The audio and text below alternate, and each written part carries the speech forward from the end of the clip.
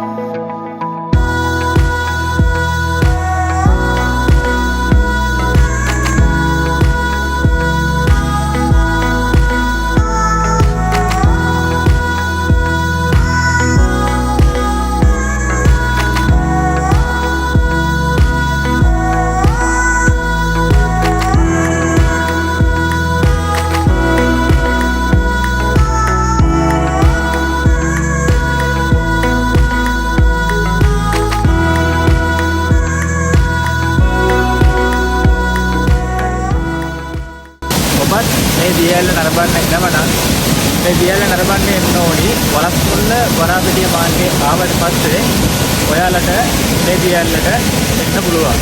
ඉතින් ඔයාලා සංචාරකයෙකු විදිහට මේ දියැල්ල නරඹන්න ආවට පස්සේ මේ තියෙන සුන්දර පරිසරයට හානි කරන්න එපා. මොකද හම්බන්තොට කියලා කියන්නේ අර්ධ ශිෂ්ට කලාපීය දිස්ත්‍රික්කයක්. ඉතින් ඇත්තටම අර්ධ ශිෂ්ට කලාපීය දිස්ත්‍රික්කයක් වුණත් මේ ස්ථානය නම් ඒ වගේ දැනෙන්නේ නැහැ. මොකද මේ ස්ථානය ඉතාමත් සෞම්‍ය දේශගුණයක් තියෙන සුන්දර ස්ථානයක්.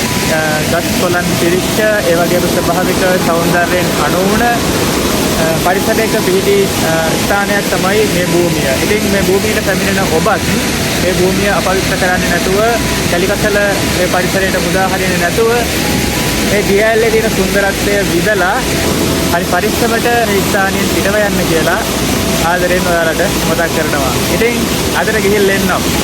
තවත් සුන්දර ලස්සන තැනක නැවතත් හමු වෙන බලාපොරොත්තු වෙනවා. අනිවාර්යයෙන්ම channel එක subscribe කරලා තියාගන්න. තවත් මේ වගේම සුන්දර තැන් ඔයාලට ඉස්සරහට අරගෙන එන්න බලාපොරොත්තු වෙන්න ඉන්නවා. එහෙනම්